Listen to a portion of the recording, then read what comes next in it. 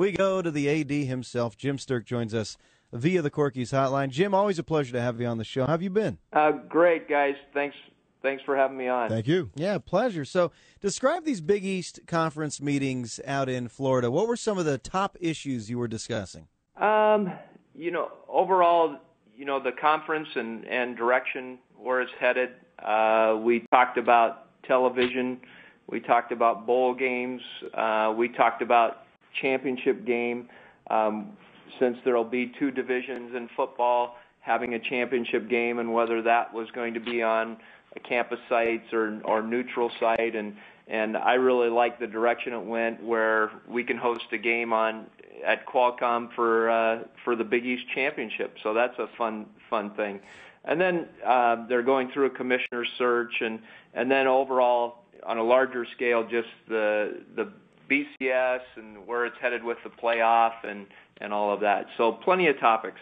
And Jim, I was reading where you said that you were looking to not make a trip back east more than 3 times. If you were to do that, let's say 4 or 5 times, would it kind of not completely negate, but really put a dent in the money that you guys would make annually? Well, not so much the dent. I'm more concerned about the travel of our student athletes and team. But I think the legal, we're kind of set on 8 games right now, and so 4 home, 4 away, and we're always going to play Boise, and so we were looking at different ways of aligning the teams, and some were geographic, so an east and a west, so we're with Houston and SMU and Boise for sure in our division, and then a non-geographic one where Boise might be in the opposite division, but we would play them every year, and then there would be a different mix of schools that we would have in our division. And I think the Big Ten does something like that, and so they were just looking at it. They're going to run scenarios, and then we're meeting at the end of July and looking at it a lot closer. And Jim, you mentioned Boise. Do you feel that as Boise State is looking for a suitor for the non-football sports, do you feel that your fate as a university is directly related to what happens with Boise State? It's impacted for sure. Now, not I don't know a fate, good or bad. I think we felt it was important to be a partner with them making this move, and it's part of an overall national strategy with the institution. So it's not just athletics, and so we're both in that mindset, and we're partners in this, and for sure we're going to try to make something that's best for them come out of this, and I think there are different options, and I don't claim to know all of what they want to do with it, but I think there are options where the WAC could reconstitute itself. There's Idaho there that's a sister institution in their state that's in the same conference right now, and so they're working with them, and they may come up with a solution on their own.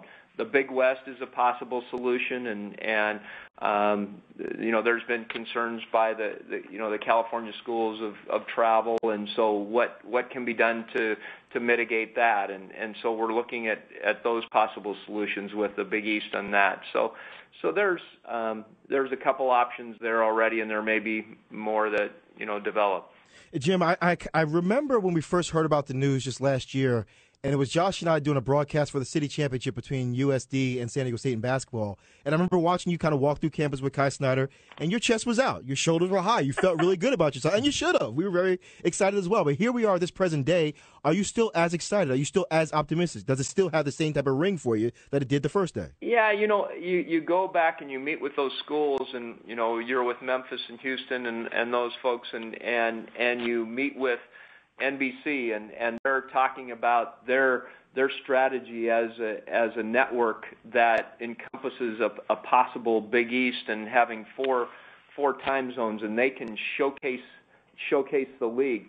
ESPN can do some of that, but I think that ESPN, Fox, NBC are all really interested in the property. I think lends itself to a great result later this fall as TV negotiations come about, and as a result, then it benefits San Diego State, it benefits our fans, it benefits our student athletes, and our overall program. Everything from the basketballs to the softball and baseball and track and field. I mean that we unfortunately are in a state where they're going backwards as far as state support for institutions. It's down to 15% of the overall budget of San Diego State, much less the athletic portion of that. But overall, academically, it's only 15%.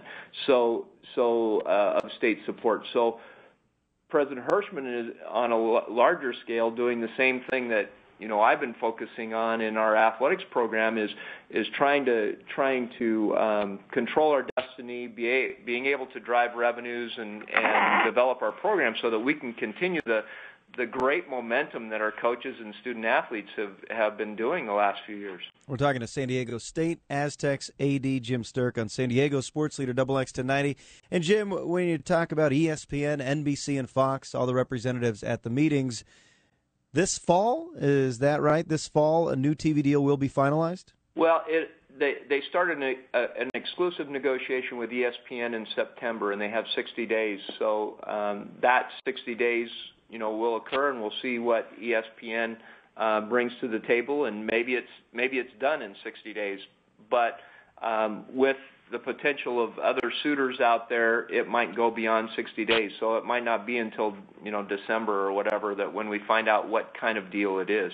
Okay, so as we're talking about TV deals, how about in basketball and other sports? Big West, any update on those TV deals? No, they're in talks right now, and they're Fox and ESPN have current agreements with the Big West, and they're in discussions as we speak. Jim, I hate to bring it up, but as we talk about this, I think about the potential greatness of how everything can go right. Do you have in your mind, I imagine you have to prepare for all things, is there a worst-case scenario in your mind? Have you played that out? Yeah, I try to, be prepared. I'm not going to talk about it publicly, but I got you. But we're good question, Gerard. But I think that I need to be prepared for whatever happens, and the way way things have been, you find out when you wake up one morning a new scenario thrown at you. Yeah. So you got to be flexible, and it's certainly not in a little box that you can control everything. It's a hard-hitting question from a journalist, Jim. That's what I do. Sherrod prepared that. That's what I do for a living. That was his highlight question. How about an exit fee? Is there an exit fee when you do leave the Mountain West Conference? There is. What you do is you give up your last year's revenue. So with all forms of revenue. So that next year is the year that we would be impacted that way. It's our last year in the Mountain West Conference, and that's what we're planning for.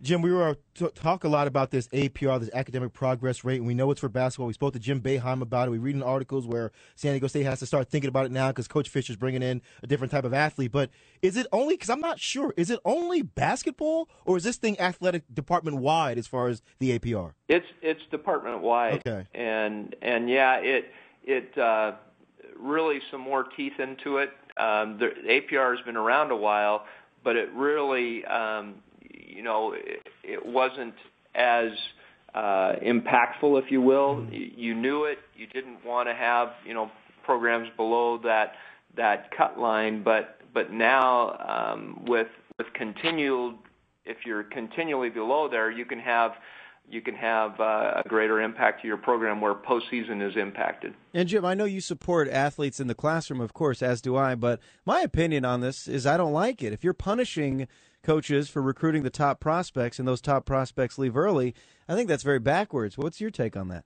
Yeah, it's tough. I think, for instance, a year ago when we had, very successful year, 34-2 or whatever it was, and those kids, I think there were 5 of them that ended up, getting and playing pro contracts and playing somewhere, and one of them still playing, which is fun, to speak. But the